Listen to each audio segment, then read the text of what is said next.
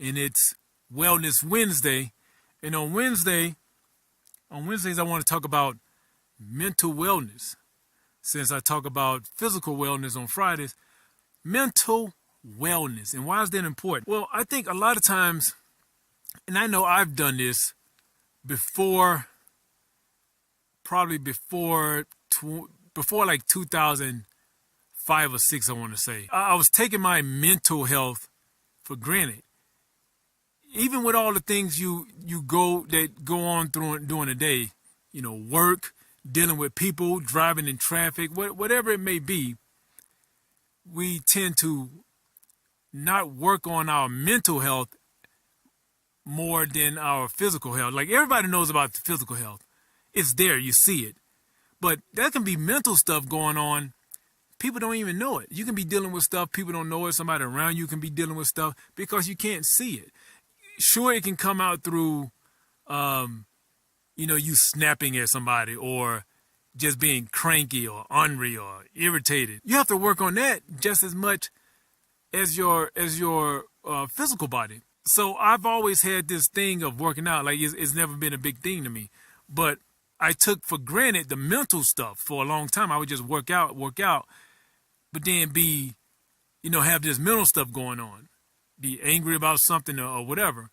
So it wasn't until I became an adult and saw some of my actions like lead me down, a path where it's like, dude, you're going to always deal with people, and you're going to always have some sort of frustrations to deal with.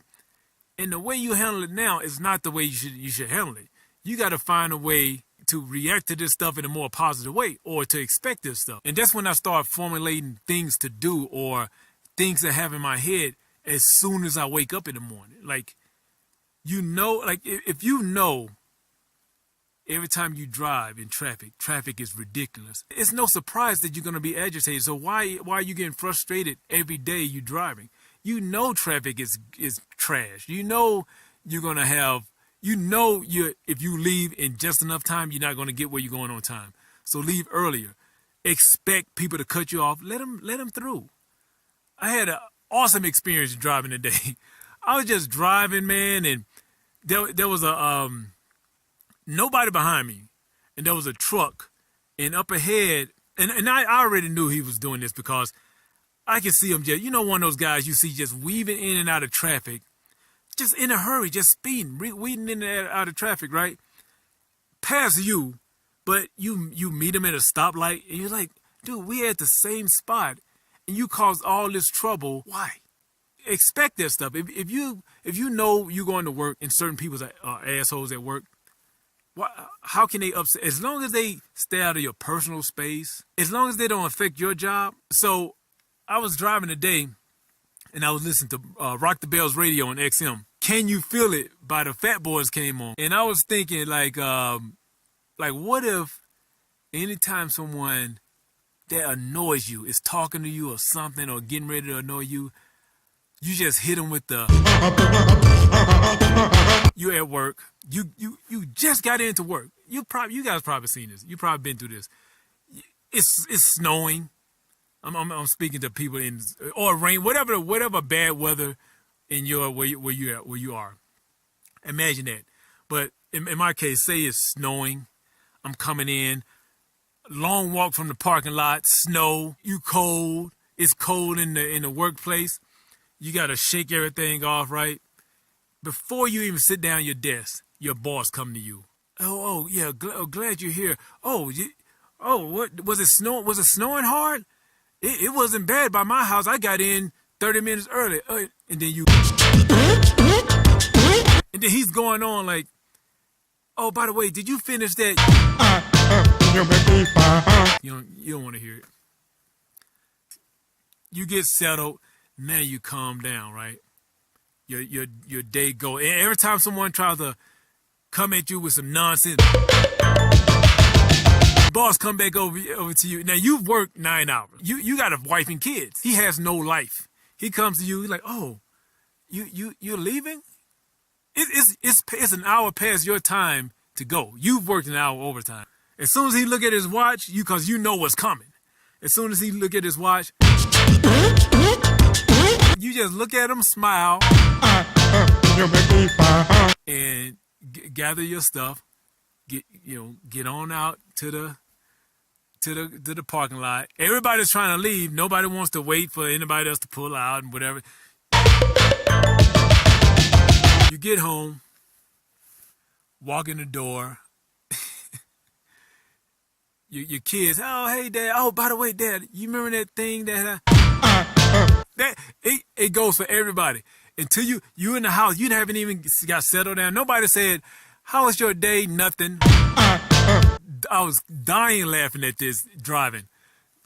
That may sound insane, but I was driving, and every time that bebop came on, I was just thinking it. I was just like, I was in like this state because you forget about that song. I forgot about that song, and that happens a lot, man. So that's one of the things. Like, you got to have something, music, audio. For me, it's music and audiobooks in comedy. Whatever it takes, you gotta have. I mean, I'd rather be just have something going on in my head, positive, than to be letting all this other stuff. Even when you try to filter, there's all this nonsense coming at you. You know what I mean? Like, if you gotta find a way to filter it out, or it just take up the rest of your day. And so that's what a mental stuff. You have to protect your mind, man. Just like if you want to be healthy and stuff. You can't just eat donuts every day. You can't just eat junk and trash. You can't just eat pizza. Even the stuff you like, you can't just eat it all the time. Even if you like watching some debauchery, you can't do it all the time and expect it not to affect you. You have to protect what's coming into your mind. You have to be able to filter out, and you have to be able to expect things and know how to handle them. You know what I mean? Like, it's just like a boxer who is used to knocking people out in 20 seconds. Well, what happens when that boxer goes up against a guy who dodges him for that 20 seconds? Now it's round 2. Now that guy who never been past like 3 rounds, he's winded round 2 because he can't get off that one shot. And now this guy's just tagging him. He was always going at somebody. He's never learned because he didn't have to. He can take enough punches to get in and land that one blow. But what happened when you get past those rounds? And there's plenty of examples of that.